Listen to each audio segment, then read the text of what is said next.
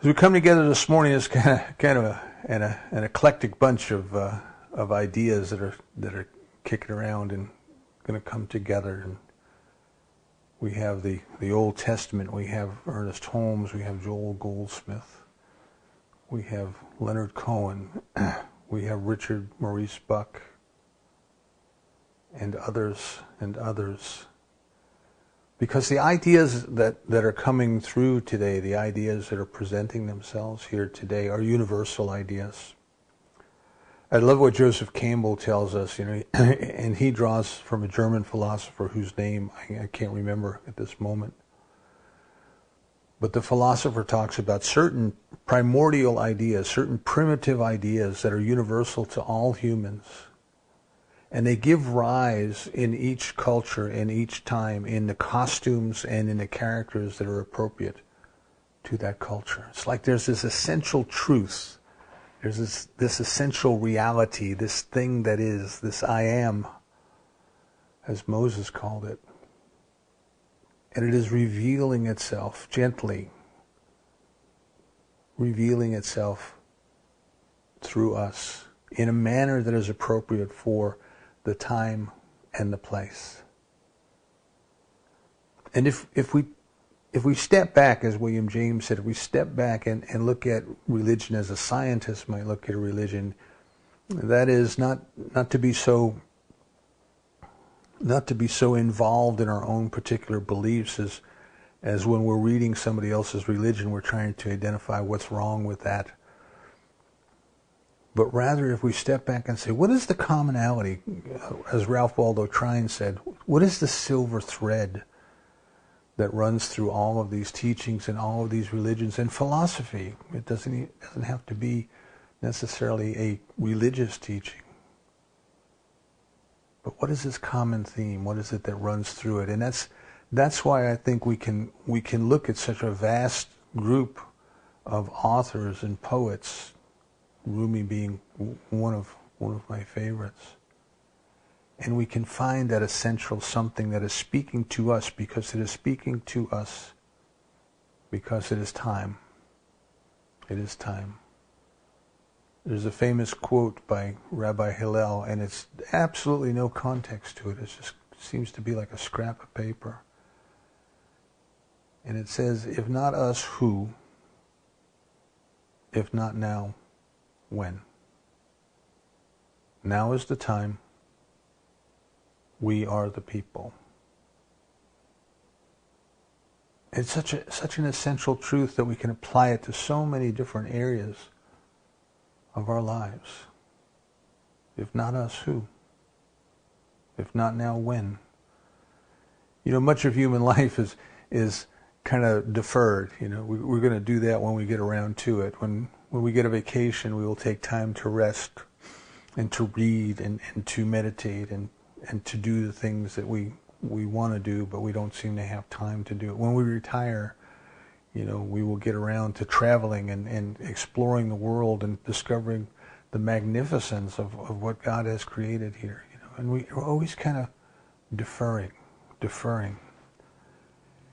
We're putting everything into the future tense, and that's why when Wendy gave us the opening quote that said something wonderful is about to happen, I said, yes, it is, but let's not forget it is happening right now, right here, right now. It is happening. I'm not waiting for anything,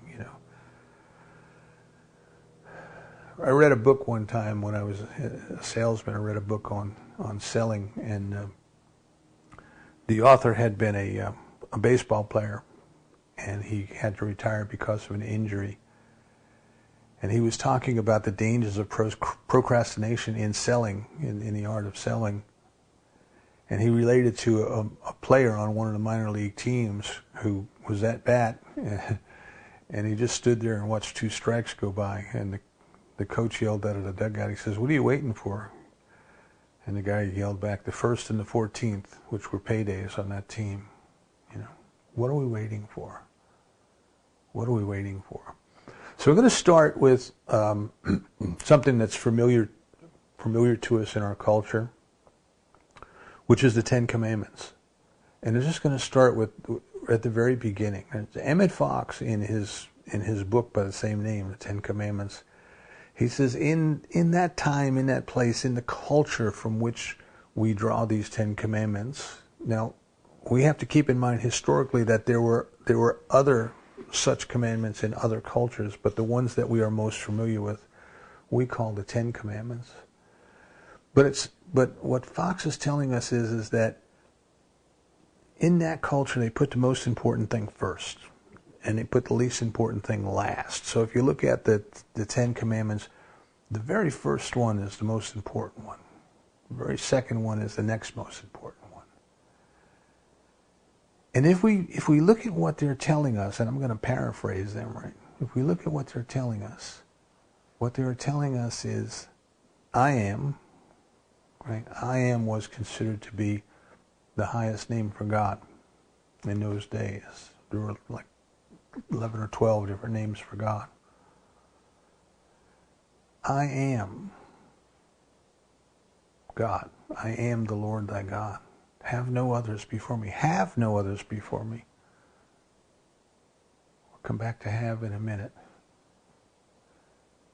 Right? Don't take my name in vain. Don't have any graven images. Don't have anything else. Don't have anything that's not real. Have the I am. And then the next one was, keep holy the Sabbath. Keep holy the Sabbath. And what Emmett Fox drew from that, what he shares from that, is the most important thing in our lives is to come to have God. Not to know about God, not to sing about God, all of those things, but to have. Right? When you have something, it is yours. You possess it, not in terms of ownership and telling it what to do, but it's real, it's tangible. You have realized it. You have realized it. Right? So I often use the example about learning a skill such as driving a car, and you can go to lectures and you can watch YouTube videos and you can read books and you can know everything there is to know about driving a car. But you don't know. You haven't realized how to drive a car. It's not until you get behind the wheel, you start it up, you put it in gear, and you step on the gas. It's not until then that you start to develop a realization of what all of that intellectual knowledge, all of that information, what that actually comes to. And then as we continue to develop our skill, there becomes a point where it just becomes so ingrained in our subconscious. It just becomes so ingrained that we don't even think about it anymore. We're just doing it. We're just doing it. I believe everybody who's ever driven has had the experience on a long trip of going down the highway and looking at the milepost and saying, "Oh my goodness, I just drove 50 miles and I don't remember anything that I saw. How did I get here?" We were on autopilot. Something was driving that car. Some part of us was driving that car, but not the conscious awareness part. So the most important thing that we take from that teaching then is to have through realization, through experience, not just through book knowledge, not just through lectures, sermons, Sunday talks, but the actual experience of the presence of God. That's the most important thing. And then, of course, what goes with that is well, don't have any graven images and don't have any other gods before me. Right? And I remember as a kid growing up, we kind of took a pass on that one because we said, well, we're not like that. We're not like that. See, that was for the old people in the olden days, and they believed that golden calves and little amulets and little statues and all these kind of things, that they were real and they had power. But we don't do that anymore. We don't do that anymore. See, we're not like that. But that's not what the meaning was, Do we have the experience of the presence of the divine, or do we have lots and lots and lots of other experiences? And do we put our trust and our faith and our belief in lots and lots of different things? Our own ability to to make money, for example, or the doctor's ability to heal, and things like that. And what we have to come in our lives and say, God is first. God comes first. And if I believe in anything that has the ability to obstruct God, anything that can impair God, anything that is more powerful than God, then I have a strange God. I have a strange idea. Right? Remember, the Hindus tell us, neti neti, not this, not that. Your idea of God is not God. The Buddhists tell us, if you meet the Buddha walking down the road, kill him, right? Because it's not the Buddha, it's your idea. It's your idea. So it's telling us then we must move beyond ideas, beyond the intellectual curiosities, beyond the inquiries of the mind, and we must move into an actual experience. We must have God. Have no others. Have me. Have the I am. And then the second piece of that is keep holy the Sabbath, right? To keep holy. It was to take a day out of the week and make sure that people were dedicating that day of the week to focusing their attention, to making themselves available to this experience of having God, of the presence, of the activity of God. And what Emmett Fox tells us is that you know, when people are busy in their lives, which we are all busy, we might be busier now than people have ever been before. We may not be working as hard at any one thing as people were before, but we may be busier. We may have lots more going on in our lives, you know. And people are very busy. They have to have a structure. They have to be told, you can't do anything else this day. You just have to turn your attention to God. And Emmett Fox tells us, he says, that's good when you're starting, right? It's good when you're learning. It's good when you're just beginning. But eventually that becomes not enough. It's not enough. One day a week is not enough. It becomes every minute of every day. And he kind of relates that to the biblical quotes that never quite made sense, but it says, I am a jealous God. And of course you say, well, you know, is God kind of psychotic? Is God worried about whether people love it or not? And that's not what it means at all. What Emmett Fox tells us is that if you are jealous, then nothing can come between you and this other person. Because if it does, it will drive you away. It will drive you away. You go crazy and it'll drive you away. And what this I am a jealous God means is, if you give your attention to anything else, if you're not giving your full and complete attention, whatever else you are giving your attention to, you are driving away the experience of the presence of God. Not that it is withdrawing from you, but we are focused someplace else. Our mind is someplace else. Our hearts are someplace else. Our intention is someplace else.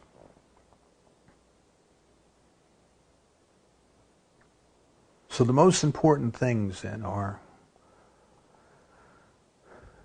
that time that we take, the practice that we engage in, which is for the purpose of experiencing, of actually realizing the presence of the divine. That's what our growth is about. Now, as I said in the past few weeks, religions are based on somebody else's experience. Moses went up the mountaintop, which in the symbolism of that language was an elevated consciousness, right? A deep meditation.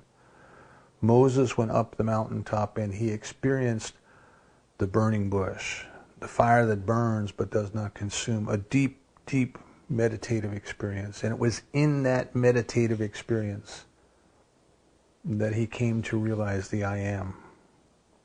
He came to realize, remember he says, who's this talking to me? Who shall I tell everybody is talking to me? And the response was, the I am that I am. Now this idea that there was only one God is not something that Moses invented. It's not something that was his personal realization. It was known in Egypt, and he grew up as the son of a priest and grandson of the Pharaoh, and he was a priest in the temple system there. And this idea that there was only one, it pre-existed, but he took it to the next level. He took it up a notch. But it was in this deep meditative experience, similar to, I think it was Elijah, went to heaven in a chariot of fire. Deep meditative experience. Experienced the presence of God in a deep meditation. So we have to kind of understand the symbolism there. But the important thing, that we want to talk about today, is the light. You see, the light of the fire, the glow of the fire, the warmth of the light, the fire that burns but it does not consume, right? Just kind of tremendous experience. So again, if we go back to the Old Testament, we're told on the first day God created light. But it wasn't until the third day that God created the sun. So you say, well, where did the light come from? And the word light that was used in the first day, one of the translations of that word is enlightenment, consciousness. What was the first thing? Consciousness, you see.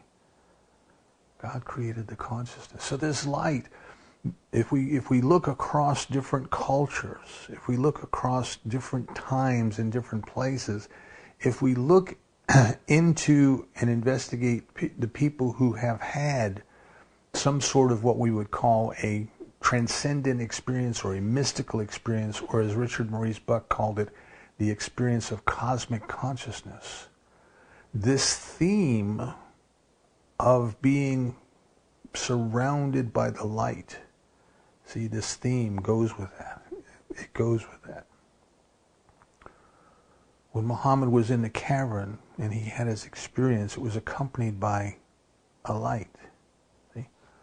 Moses was on the mountain, was accompanied by the burning bush. Paul was knocked off his horse. He was blinded by the light. And you go on and you go on and you go on through these experiences in the presence of this light, this overwhelming presence of light. This, not like any type of light that we experience here, a different kind of light, a different kind of glow, and illumination. So Richard Maurice Buck, and I sent the link out to this book, Richard Maurice Buck's book. Richard Maurice Buck, his book is called Cosmic Consciousness. And the book was written in the early 1900s, so it's in the public domain. And I sent the link out on the email, and I put it on our Facebook page for anyone who wants to explore it. And I think it's not an easy book to read because of when it was written. Our language has changed a great deal in the last 120 years or so. But I think it's an important book to read, an important one. Buck was a psychiatrist. He was Canadian, lived in London, Ontario, and he was a psychiatrist. And he had such an experience. He personally had an experience. He said he was with a group of friends and they were talking about Wordsworth and other great poets and having a great discussion, and he left and he got into a hansom cab, a horse-drawn cab. And he said it was suddenly illuminated. It was suddenly lit up. It was just suddenly like the whole city was around him was ablaze. And he wanted to know what that was, Was he unique, or have other people had similar experiences? He was a psychiatrist, and of course, this felt right into his field of practice, his field of study, right? Because it was an experience of human consciousness.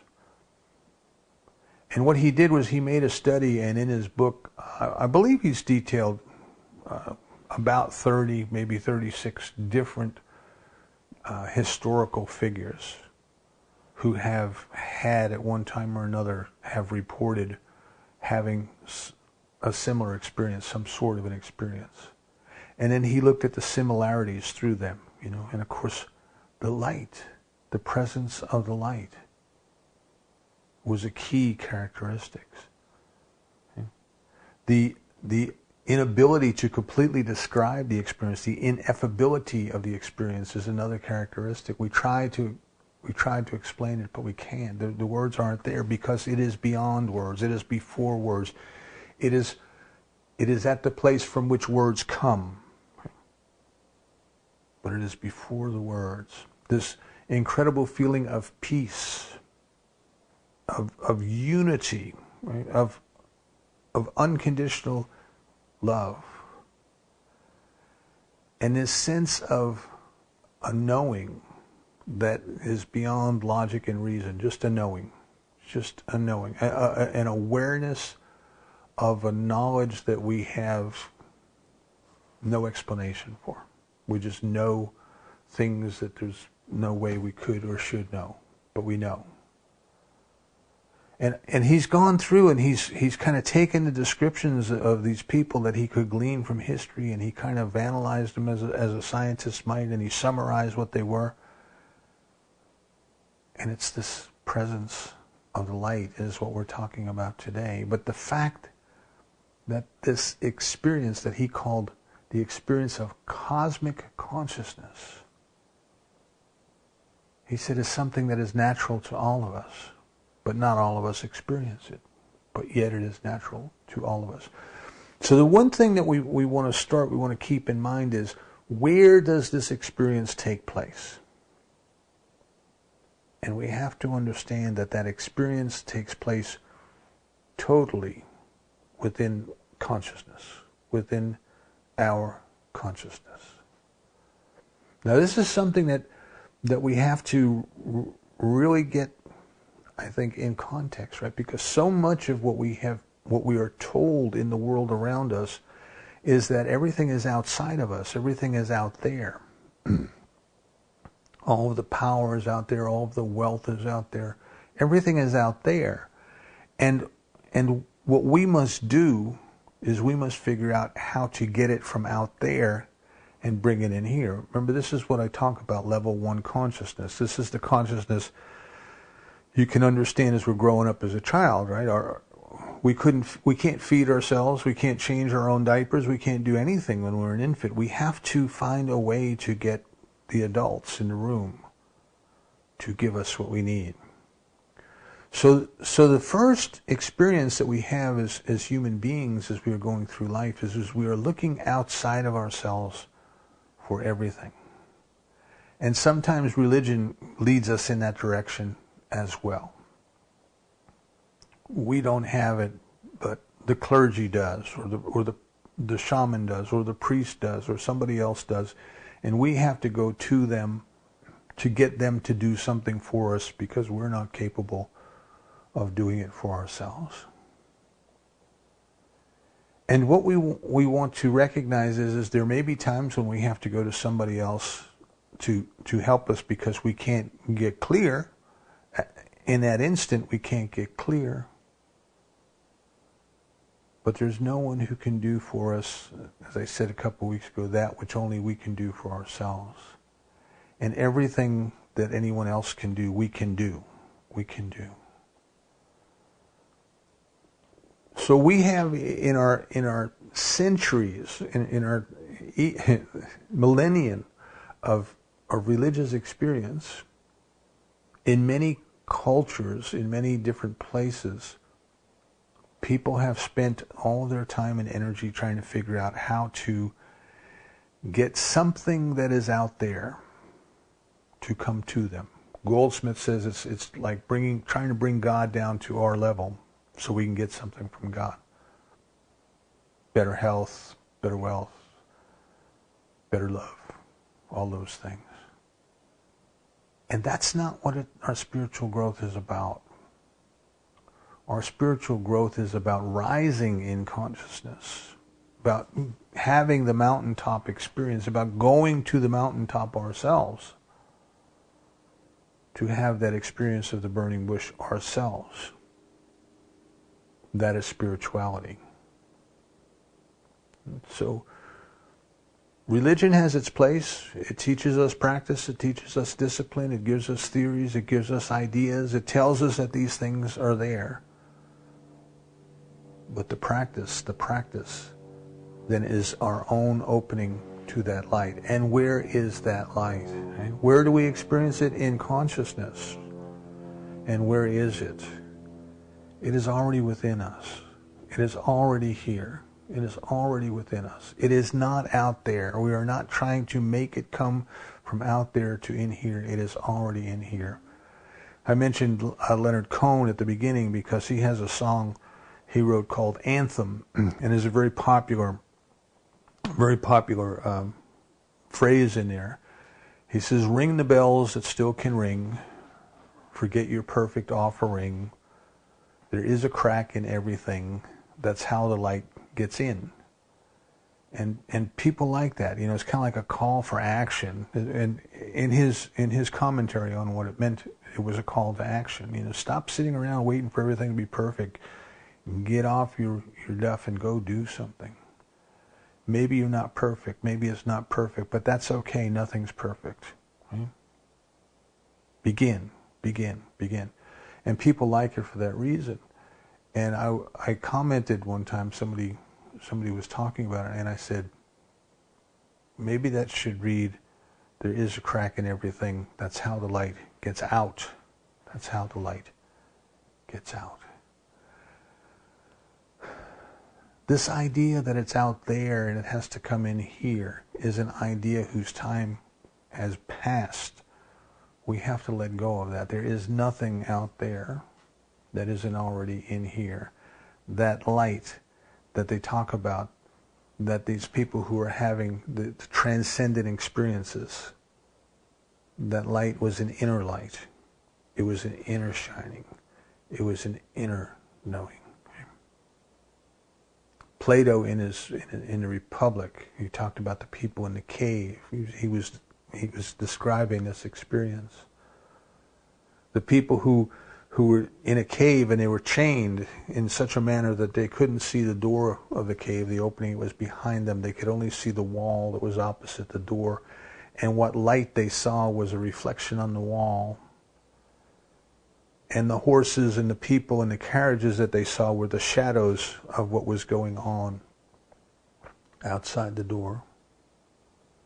And one of these people was able to get free one day and went outside and was blinded by the light, right? Because their eyes had been in the darkness of the cave for so long. They were blinded by the light. And when their vision cleared up, they could start to see a different reality, and they could start to see things as they were. And they went back into the cave and they told everybody, listen, there's a whole different world. There's a whole different experience. What you're looking at, what you believe to be real, is not real. It is only shadows on a wall. The real light is outside. The real people are outside. And of course the people didn't believe them. They thought he was crazy. They figured he needed to sit down and get a drink of water or something. So that was a good 500 years before Christ those words were written. The Buddha was illumined in his experience under the tree. Moses on the mountaintop. And we can go from culture to culture to culture, and we can find that it is this experience of the inner light, which is what I would say is the equivalent of what the Old Testament says, to have God. To have God, have the experience of God.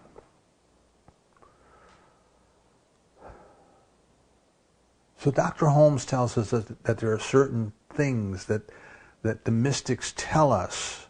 There are certain things that are consistent in what they tell us, no matter what culture they come from, no matter what time frame they come from. Right? So time is an experience that we have, but time is not a reality in that which is eternal, right? Because that which is eternal is without time. And we're stuck. You see, we're stuck. We feel like we're stuck between two worlds. We're going down the river with one foot in each canoe, the spiritual and the physical. And Holmes tells us the first thing we have to remember is unity. What I want to keep in mind is that the reality that we experience when we get outside the cave, when we have that transcendent experience, is that this unity, this incredible feeling of love, this incredible feeling of oneness. Right? There is no separation. There is just one. But within the unity there is individuality. That the divine love has created each and every one of us as a unique individualized expression of itself. So the life that we are living is not our lives. We did not create it. There's nothing that we could do to create it. We're not that smart, you know. But we're here. We're here. And we're expressing this life of the one who placed us here to live its life through us and as us. And we're in the process of kind of waking up to that. So what Buck tells us is, as a psychiatrist, and he's looking back, he says, you know, there's this evolution of consciousness, is the way that he put it. Right? Thomas Troward talks about the spiritual evolution in the fifth kingdom, very much what Buck is saying when he's talking about the evolution of consciousness. And he says, if you start with all creatures on earth, if you start with all of us, we all possess what he would say is a simple consciousness. A simple consciousness. We are aware of our surroundings. We are aware of our limbs. We recognize our limbs and our bodies as being our bodies. All creatures do that. Your pets do that. He says that's simple consciousness. The next step up in Buck's categorization was called self-consciousness or self-awareness. Right? So this is where we, or consciousness as us, becomes aware of itself. We become aware of our thoughts. We become aware of thinking. Our ideas themselves become things that we become aware of, not just our surroundings, but the things themselves. And he says the next step then is cosmic consciousness. When we have this experience of the unity of all life, when we have the realization of the presence of God, when we have the realization that we are an individualized expression of the love and the presence of God here and now, we experience the light that was already here, but it was covered up. It was covered up. There's a tale in Buddhism, and there's a temple to it, I think, in Thailand. I read this one of Alan Cohen's books. And he says that many years ago there was a monastery, a Buddhist monastery, and they had a statue of the Buddha sitting in, you know, the cross-legged meditation pose. The very big statue of the Buddha, but it was made out of solid gold, poured solid gold. And the monks at the monastery would do their meditation and go sit out by the statue. And one day word came to the monastery that the warlords from the neighboring area were coming through. And of course when the warlords came through, they stole everything. They took whatever they could. They plundered. And the monks got together and they had to decide what to do about the statue, because certainly if the warlords realized that this statue was pure gold, they would chop it apart, carry the gold off. The statue was too heavy to move. They couldn't move it. So somebody came up with the idea, let's hide it in plain sight. Let's leave it right where it is, but we'll camouflage it so nobody knows what it is. So what they did was they took like a mortar mix, like a cement mix, and trowels, and they troweled a layer of cement all over the statue. So when they were done, it still looked like a statue of the Buddha, but it looked like it was made out of stone or cement, not gold. And when the warlords' troops came, they marched right by the statue, had no idea of the value of it, and they kept going. And it stayed that way for a long time, so long, in fact, that everybody who knew the truth of the statue, they had all passed. And one day a young monk was outside, and he was sitting up on the legs, sitting on the lap of the Buddha, and he was meditating. And when he moved to get down, the layer of concrete shifted and came loose. And he realized that there was something underneath there and started to look. And that's when they rediscovered the gold. And the moral of the story, as Alan Cohn was telling us, is, see, that golden Buddha is inside each and every one of us. That light is inside each and every one of us. The presence and the love is inside each and every one of us. But we have allowed it to be covered over with a layer of cement that prevents us from seeing it. And these, of course, are our old ideas. The things that we believe to be true that are not true. The opinions, the bigotries, all of the things, all of the ideas that we hold on to that are really of no importance. Really of no importance. So this theme then is that Buck says that human consciousness is evolving, and this cosmic consciousness, as he calls it, is the next natural state, the next natural leap of evolution. Right? We go from simple consciousness to beings that are aware of their own thoughts, to beings that are aware of the cosmic consciousness. Thomas Troward put it a different way. He called it the fifth kingdom. He says we evolve through the mineral, through the vegetable, through the animal, through the human, and now we have entered the spiritual kingdom. We are not just aware of our own thoughts, we are aware of the fact that we are spiritual beings in a spiritual kingdom. And from this point on, our future evolution depends on our conscious cooperation. We must participate in the next step. So Buck tells us of all the people, that he has in his book, and I highly recommend that you read it, and say it's not an easy read, but it's a worthwhile read. They had a sincere desire. They had a sincere desire to know God. So this brings us then to our practice. See, we can't force the light to come to us because the light is already here. We can't do anything like by a formula and say, if I do this, that, and the other thing, it's going to happen. But we can make ourselves available to it through our spiritual practice. And the spiritual practice, we start with the understanding that it is possible. Right? And anything that we do, we usually start with the understanding that it's possible. Otherwise, we wouldn't even want to do it. It's possible. And the people that Buck describes in his book, they are not so different than we. It's just that they have had the experience and documented it. So once we realize something's possible, then we have to want it. We have to want it. How much do you want it? How badly do you want it? Or how goodly do you want it, if you put it that way? Do I desire this experience of the presence of God? Do I really want to have the I am as a realization, as an experience? And then we come down to your intention. Your intention. Do you intend to have it? Not do you just want to have it, Not just, oh, that would be nice someday when I retire. Oh, that would be wonderful when I get around to vacation. Do you intend? Do you intend to have it? So we're told in the example of the enlightenment of the Buddha that he went on a meditation experience, a seeking experience for over 6 years. And he tried all different things. And at the very end, he was near death because, according to the legend, he was eating 1 grain of rice a day. Right? And finally he said, I will stay here under this tree until I achieve enlightenment or I die. That was it. That was it.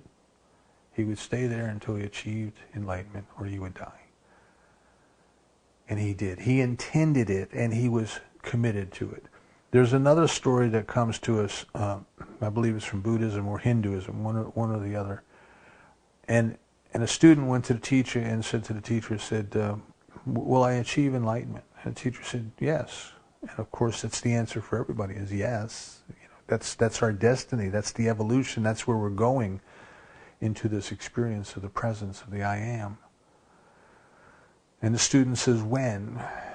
And the answer that the teacher gave him was like, in 10 million years. It was stated differently, but it was an extremely long period of time. And the student walked away in disappointment. It's 10 million years, how can that be? I can't wait that long. And then the next student came to the teacher and said to the teacher, will I ever experience enlightenment? The teacher said, of course.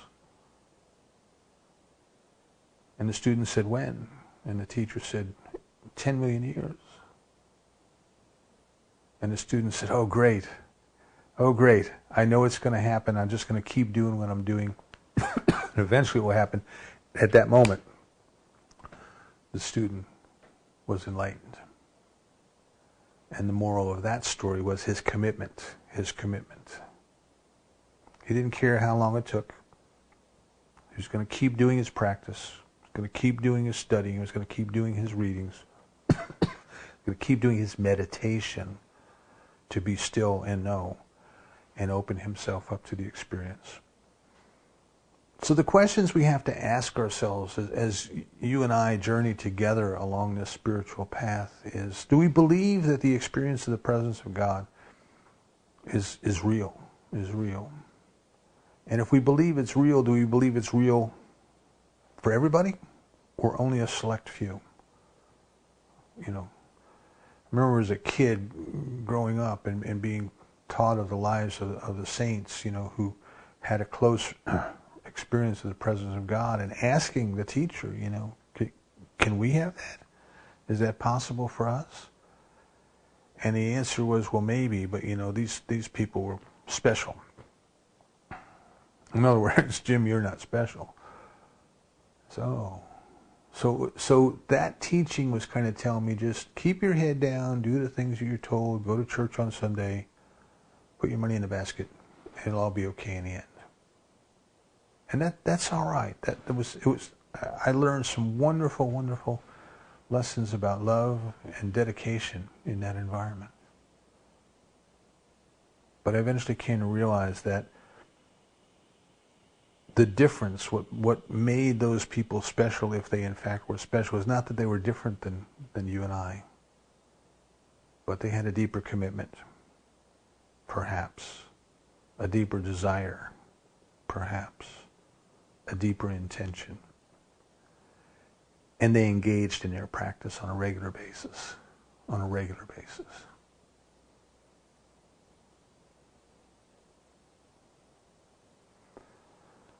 The light is already here. It is our destiny to experience it. Everything else around us is turning to dust. Everything.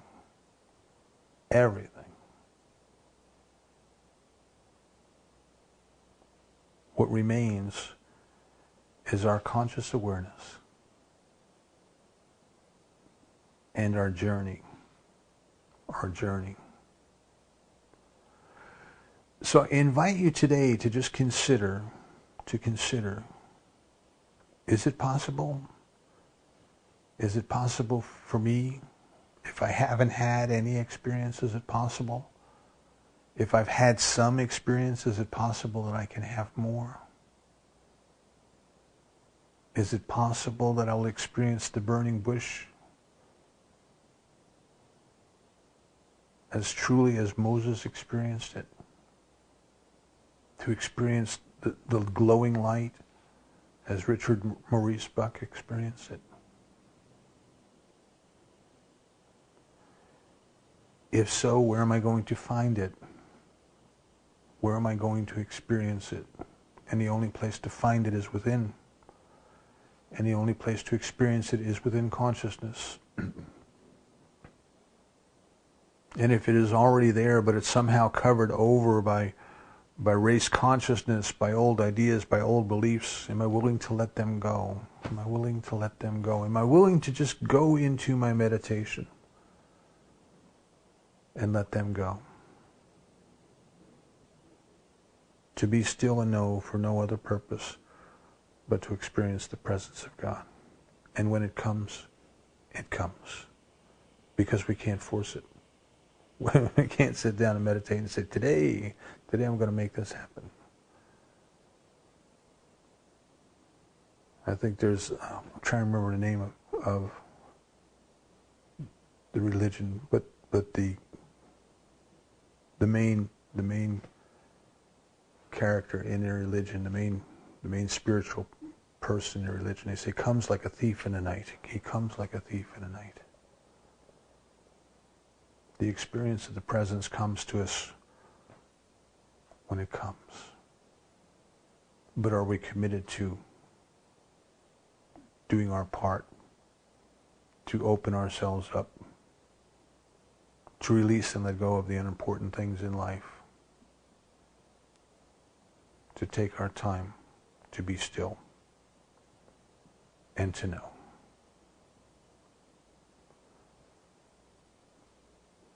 This life that we live is so much more than we can imagine.